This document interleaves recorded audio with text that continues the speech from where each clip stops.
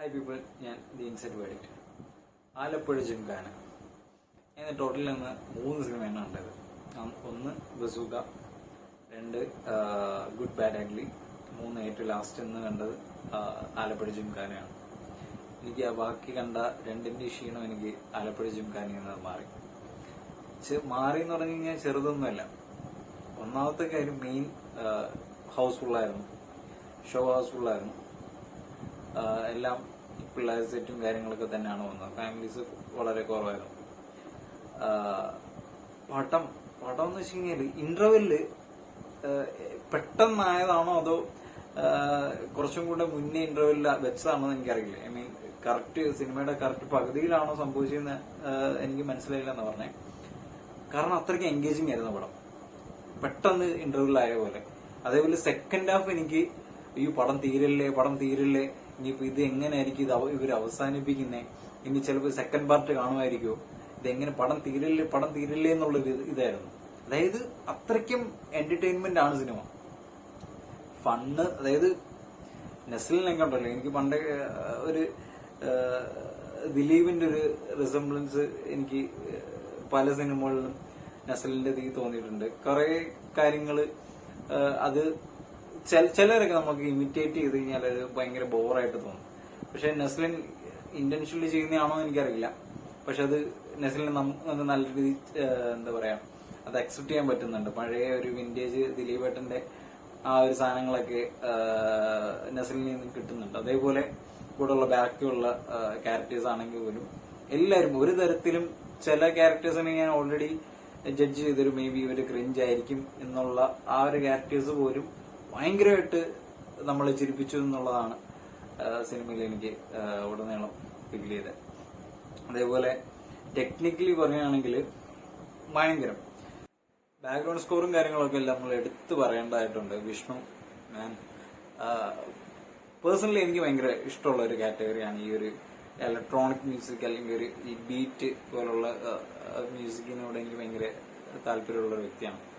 പക്ഷെ ഇത് ചില സിനിമകളിൽ അത് മിസ്യൂസ് ചെയ്ത് അതിനോടുള്ള നമുക്കുള്ള ഒരു ഇഷ്ടമുണ്ടല്ലോ, അത് പോയി കളയിക്കുന്ന രീതിയിലുള്ള സിനിമകൾ വരെ റീസെന്റ് ഞാൻ കണ്ടു. അപ്പോൾ അതിൽ നിന്ന് വേണ്ടടുത്ത് മാത്രം സിറ്റുവേഷൻ അനുസരിച്ച് കറക്റ്റ് ആ സാധനം, എന്നാലേ നമുക്ക് അത് ഇങ്ങനെ കയറി വരുള്ളൂ.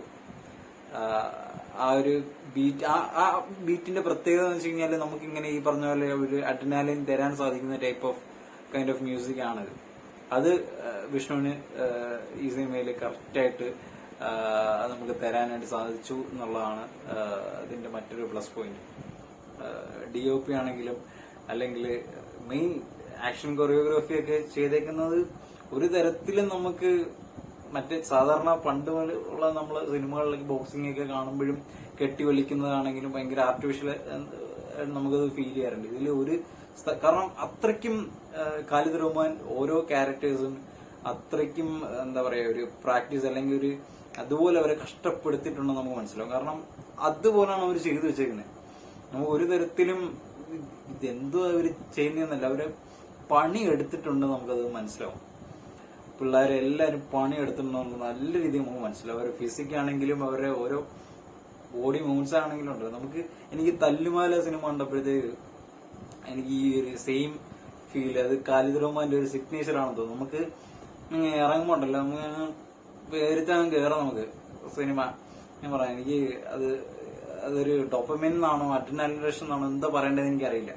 നമുക്കൊരു സാധനം കിട്ടും സിനിമ കാണുമ്പോഴത്തേക്ക്. നമുക്ക് ആ സമയത്ത് ആരോടും കയറി കോർക്കാനൊന്നും പോകരുത്. ഈ സിനിമ കണ്ടുകൊണ്ടിരിക്കുന്ന സമയത്തും സിനിമ കണ്ടിറങ്ങിയ ആ ഒരു നിമിഷത്തിനും ആരോടും കോർക്കാൻ നേരി നിൽക്കരുത്.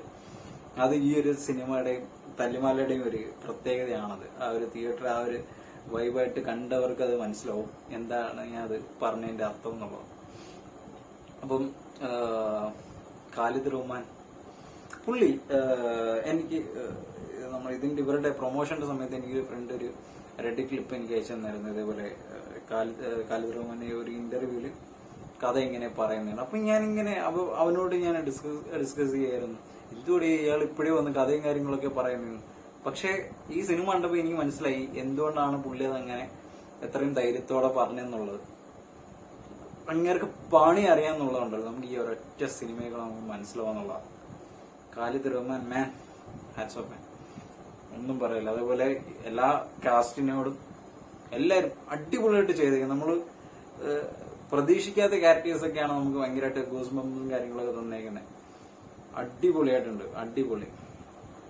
കുറെ നാളെ ഒരു സ്പോർട്സ് കാറ്റഗറിയിൽ, അതായത് ഇപ്പം പണ്ടത്തെ ഒരു എക്സാമ്പിൾ പറയുകയാണെങ്കിൽ ഇപ്പം ലഗാൻ അങ്ങനെയൊക്കെയുള്ള സിനിമകളിൽ നമുക്ക് ക്ലൈമാക്സ് അത് നമ്മളെ നായകനായിരിക്കും, നായകന്റെ ടീമായിരിക്കും ജയിക്കുന്നതെന്ന് നമുക്ക് അറിയാമെങ്കിൽ പോലും അതിന്റെ ആ ക്ലൈമാക്സിലോട്ട് നമ്മൾ അവസാനം വരെയും ആ ഒരു ടെൻഷൻ ഇവരെ കൊണ്ട് പറ്റുമോ ഇല്ലയോ എന്നുള്ളൊരു സാധനം കിട്ടിയിട്ട് ഈ ഇടയായിട്ട് ലാസ്റ്റ് ഇറങ്ങിയ കുറെ സിനിമകളിലൊന്നും എനിക്കത് കിട്ടിയിട്ടില്ല.